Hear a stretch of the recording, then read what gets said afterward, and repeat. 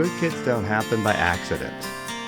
They're shaped by what we expect, what we allow, and what we choose to correct. Welcome to Good Kids Don't Happen by Accident, the podcast about raising accountable kids in a world full of excuses. I'm your host, Coach Steve.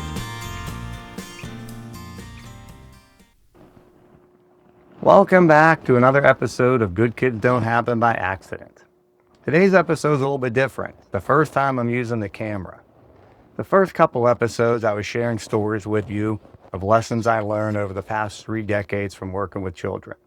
And then I realized something. Most of you don't even know who I am, why I started the podcast, or why I'm so passionate and I feel strongly about the episodes I'm sharing with you. So today I figured I better tell you. My name's Coach Steve. And for the past 30 years, I was a elementary and middle school teacher, a coach, and a sensei to thousands of kids. I spent my entire adult life working with children in classrooms, on courts, and in the dojo. And over those decades, I had a front row seat to something most people never get to see. Now, I want to go back 30 years. When I first started teaching, I was very fortunate to have a mentor that on day one said to me, Steve, your first day of this career, you got to get a journal, get a notebook. And as you go through your years, you're going to teach different grades and different things are going to happen. And you have to write little notes down about the stories along the way. And when you get to the end of this journey, you're going to look back and you're going to thank me someday. Well, I got to reach out to him soon and thank him because my journey as a public school teacher ended this year. I officially retired about 2 weeks ago. And I started looking back at those notes that I've kept along the way. I saw thousands of children grow up from kindergarten to 12th grade. I taught in a school that was wonderful where I got to see the kids through all 12, 13 years. And lots of them I still stay in touch with to this day. I watched kids handle adversity. I watched some kids struggle. And I noticed that there was always one common denominator. It wasn't how talented the kids were, wasn't how smart they were, wasn't how much money the family had, wasn't how much athletic ability they had. The one common factor that always determined whether this kid was going to be a success or whether they were going to struggle was parenting.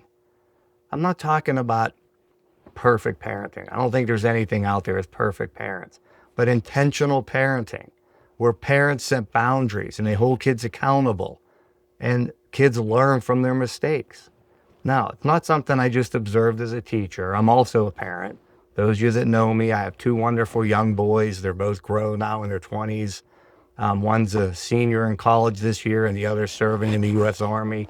Boys, couldn't be more proud of them, both of you. You turned out wonderfully. And there was something, they weren't perfect kids. From the time they were born up until now, just like every kid, they tested limits.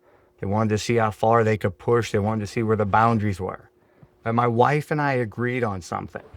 The day our kids were born, we said, look, we want our kids to grow up and be successful. So our job as parents isn't to make life as easy as we can for them. It's not to remove every obstacle that comes their way. Our job was to prepare them and teach them and have them grow up with this growth mindset that, hey, everybody makes mistakes. You're going to learn from them. We held them accountable, and there were consequences when they pushed the boundaries, and it all worked out well. So going back to retirement, it was probably around beginning of April, I realized that this was going to be my last year of teaching. And I started looking through all the stories I gathered, and I realized there's some really good stuff here. And I didn't want to just ride off into the sunset and enjoy retirement, so I actually started taking those stories and writing a book. And the title of the book is Good Kids Don't Happen by Accident. And then as I'm writing the book, I'm almost down to about the last chapter. Somebody made the idea, hey, you should start a podcast and sharing these ideas online. So that's where the podcast came from. Now, I'm not doing this because I think I know better than anybody. But a lot of my career, I was a math teacher. And math teachers and people that work with numbers say numbers don't lie. And as I went back and thought about every year and every kid I taught in my career, I started to notice the patterns. And these patterns were unmistakable. So that's what this podcast is about.